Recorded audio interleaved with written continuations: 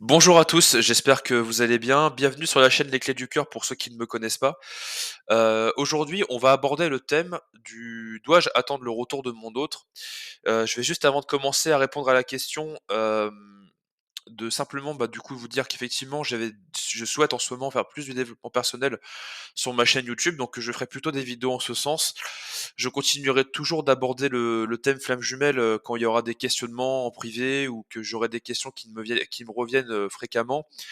Des thèmes aussi bien sûr qui m'inspirent comme toujours et voilà globalement, ce qui fera que je ferai toujours des choses sur les flammes jumelles. Hem, pour répondre à la question: «Est-ce que je dois attendre le retour de mon autre?» En fait la réponse doit venir de vous. Dans le sens où, en général, quand on commence à se poser cette question de: «Est-ce que je dois attendre le retour de mon autre?» et ben, c'est tout simple, c'est qu'on a déjà bien avancé sur le parcours, mine de rien. C'est qu'on a, finalement commencé à conscientiser que peut-être que cette relation, n'était peut-être pas, aussi idyllique qu'on pouvait le penser, que c'était peut-être, quelque chose qui était assez difficile somme toute et on commence à voir finalement le côté, presque, on va dire, pragmatique du parcours flamme jumelle, qui est que, il y a une relation qui n'est pas existante, que c'est quelque chose qui va souvent que dans un sens. On voit finalement le côté dysfonctionnel de la relation et pourquoi en fait ça doit venir de vous? C'est tout simple, c'est parce qu'en fait ça dépend de vous par rapport à comment vous sentez de la situation et est-ce que ça implique ou pas que je dois attendre mon autre? Et je vais étayer un peu mes propos, c'est qu'en fait, quand vous êtes dans ce parcours, alors déjà, comme je le dis souvent, il faut bien différencier un parcours flamme jumelle d'une relation, on va dire, plus classique. Bien différencier également, bien entendu, surtout les relations toxiques d'un parcours flamme jumelle parce que je le répéterai jamais assez, mais une relation flamme jumelle n'est pas, une relation toxique, c'est quelque chose qui va vous pousser à évoluer et d'ailleurs, ça répond aussi en partie à la question: «Dois-je attendre mon autre?» La réponse est du coup, en grande majorité par rapport à vous, grâce à ça. C'est qu'en fait, ce parcours n'est pas, comment dirais-je? La réunion en tout cas n'est pas une fin en soi, et ce n'est pas le but, pour moi en tout cas. Pour moi, ce serait une conséquence éventuelle d'un travail sur vous et après est-ce qu'il y a une notion énergétique? Est-ce qu'il y a des choses comme ça? Je pense que oui, il y a une part d'énergétique dans ce lien, ça c'est certain. Ça ne reste encore une fois que mon point de vue. Mais, en fait, le coup, de se dire: «Est-ce que finalement je dois l'attendre?» Oui, ça dépend surtout de ça, en fait.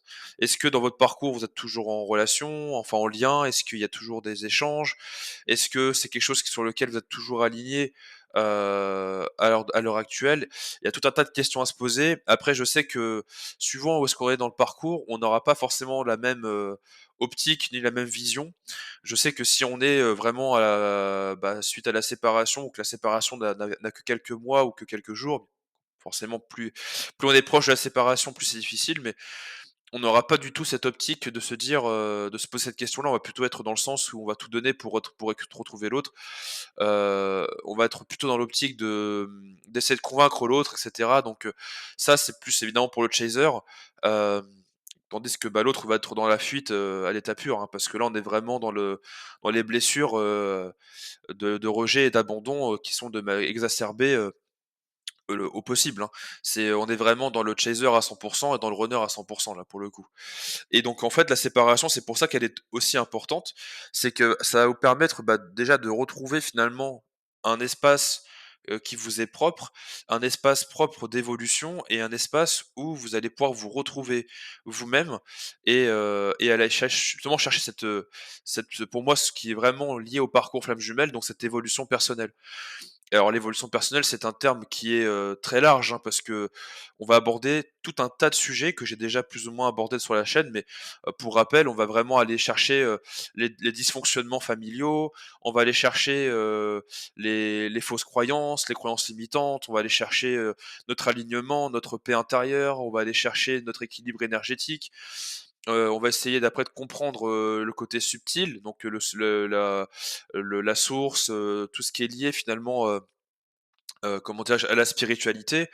On va rechercher aussi à évoluer, sur la partie, confiance en soi. On va essayer on va enfin, c'est un global qui est énorme parce qu'en fait, ce parcours va complètement vous mettre finalement, malheureusement, c'est va vous détruire parce que c'est obligatoire pour vous reconstruire. Mais via cette destruction de qui vous étiez, qui est souvent est une version qui est, comment dirais-je? Qui était un peu en mode survie de la vie. C'est-à-dire on était dans des schémas d'abandon, dans des schémas finalement de dépendance affective, pour le si on est runner, dans des schémas de fuite, de non-engagement, de manque de confiance en soi. On va vraiment dans des schémas comme ça, hein, finalement. Et on va être dans des relations auparavant qui étaient, liées à de la tromperie, enfin bon, on était vraiment dans des vies assez compliquées, somme toute, mais heu, on était vraiment dans des choses qui n'étaient pas en tout cas conscientisées. Et ce parcours va vraiment nous amener à ça parce que pour une fois, eh bien, en fait, on goûte, je dirais, à une relation pure. Ça, je pense qu'on vous pourrez tous et toutes me le confirmer, mais au début, quand on est dans ce parcours, quand on a reconnecté à son autre, on rencontre finalement une personne qui nous est, comment dirais-je? C'est une évidence, quoi. Je peux pas trouver d'autres mots parce que c'est vraiment ça, hein, c'est une évidence. Et on se retrouve finalement en face d'une personne qui, finalement nous comprend. On a vraiment cette sensation d'être comme à la maison, dans le sens où, on retrouve vraiment quelqu'un qui nous convient, je vais dire presque parfaitement, avec peut-être des différences, mais ces différences sont complémentaires. Enfin, on va vraiment retrouver une personne finalement en face de nous, qui, nous apporte vraiment des choses dans la vie. Ce n'est pas vraiment une copie de nous, hein, ce n'est pas un idéal non plus. D'ailleurs souvent, la personne, qui est notre flamme jumelle, n'est peut-être pas la personne qu'on imaginait, on va dire qu'on idéalisait en tout cas physiquement et cetera, mais il y a vraiment des choses en tout cas qui sont comme une évidence. Et et en fait, au fil du temps, les blessures se réveillent et puis, ça vous fait travailler tous les 2 et vient du coup la séparation qui est du coup encore une fois obligatoire pour l'évolution personnelle. Et et en fait, au fil du temps, vous allez faire votre travail donc tout ce qui va être les différents sujets que j'ai pu déjà aborder, hein, que vous retrouverez sur ma chaîne au besoin. Mais au bout d'un moment, finalement vient la question de: «Est-ce que je dois l'attendre ou pas?»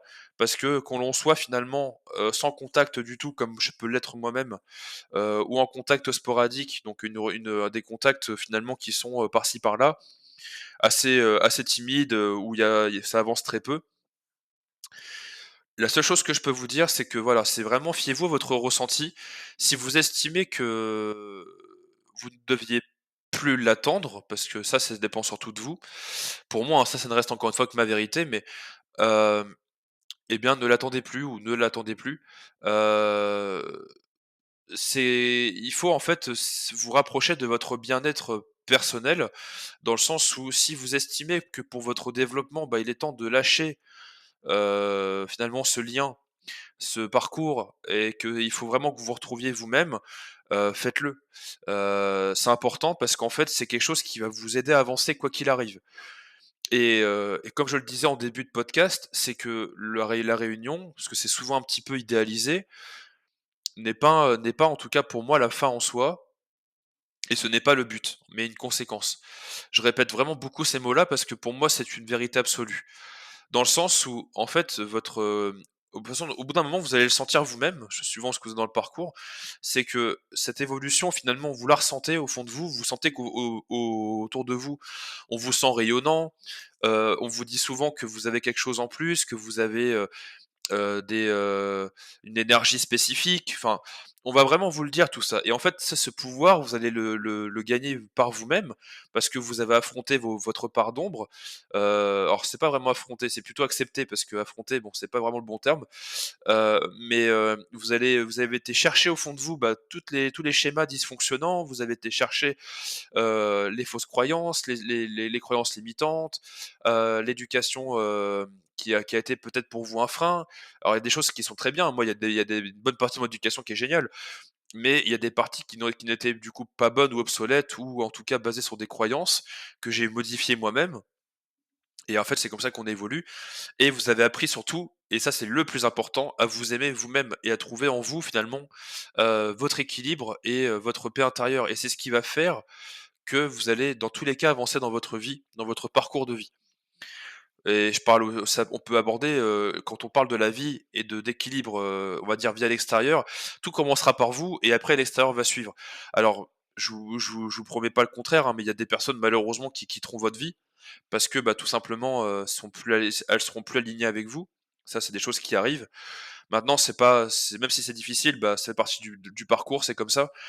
C'est qu'il y a des personnes qui étaient alignées avec qui vous étiez avant, qui ne le seront plus après votre évolution et voilà, ça fait partie du parcours et pour moi, votre autre, c'est pareil, c'est que il y a une part d'énergétique pour moi et ça, c'est certain parce que, il y a vraiment ce côté où vous avez des ressentis par moment, où vous avez vraiment des comme des connexions subtiles, comme des messages envoyés, comme des trucs. Ça, je sais que moi, je le ressens vachement, encore plus ces derniers temps, mais il y a vraiment une part de détachement, je pense que c'est vraiment le terme que je choisirais.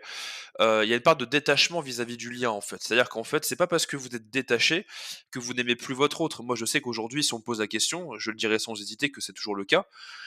Mais en tout cas, j'y mets un mais, c'est le cas de le dire, c'est que, je ne referai pas en tout cas les mêmes choses qu'avant. Dans le sens où, si par exemple, c'était amené à se refaire ou à ce qu'on se retrouve, il est bien pour ma part en tout cas, c'est hors de question qu'on refasse les mêmes choses qu'avant. Il y a vraiment cette notion de où j'ai pris position et je ne veux plus en tout cas accepter, des schémas dysfonctionnants et j'ai pas fait tout ce travail sur moi pour repartir dans la même chose, c'est hors de question. Donc je préfère aujourd'hui en tout cas avancer seul dans mon parcours et retrouver mon autre plus tard s'il faut, mais dans de bonnes conditions en tout cas, ça c'est le cas, c'est clair. Et ça, c'est vraiment le message que je voulais en tout cas vous partager. Alors encore une fois, c'est ma vision, hein, ça n'engage que moi. Pour ma part, c'est difficile en tout cas de même si vous faites le choix de ne pas l'attendre, je préfère vous le dire tout de suite, surtout dans un parcours flamme jumelle, il y a très peu de chances malheureusement que, bah, vous l'oubliez ou que vous passiez à autre chose, hein. Ça dans une relation dite classique, oui, bien sûr. Dans un parcours flamme jumelle, malheureusement, c'est pas le cas. C'est qu'il y aura toujours des choses qui vont vous remettre dans le parcours. Après, il y a plusieurs étapes en fait, hein. C'est qu'au début, vous allez commencer à ne plus être dans l'obsession. Après, vous allez être dans une forme de, je dirais d'acceptation, du fait que, bah, il y a plus de relation. Après, vous allez être dans l'acceptation que, bah, votre autre fasse sa vie et vous la vôtre. Et puis après, vous êtes dans ce fameux lâcher prise, dans ce fameux détachement où là, bah, si un jour il doit y avoir réunion, eh bien, tant mieux. Sinon, tant pis, c'est pas grave. C'est pas ça qui va faire que je vais arrêter de vivre pour autant. Et ça, c'est très important. Alors, je sais très bien que ces phrases-là ne vont pas forcément résonner, surtout quand on est en début de parcours, mais c'est vraiment finalement la chose qui, pour moi, en tout cas, est à atteindre comme étape parce que c'est là où vous n'aurez plus du tout d'attente, en tout cas vis-à-vis de l'autre. Et encore une fois, vous aurez trouvé en vous toutes les clés, eh bien, pour être heureux et heureuse et équilibré dans votre vie. Je pense que j'ai abordé vraiment la question dans sa globalité. Bien sûr, si vous avez des choses à me dire, des choses à me remonter en commentaire, n'hésitez pas, c'est fait pour ça. Vous avez mon mail également en description si vous avez besoin, si vous avez des questions à me poser, ou besoin éventuellement d'accompagnement. N'hésitez pas à liker, vous abonner, c'est important, permet de pouvoir référencer la chaîne et puis, bah, de me motiver à faire d'autres contenus. Merci encore pour votre bienveillance et je vous dis en tout cas à très vite.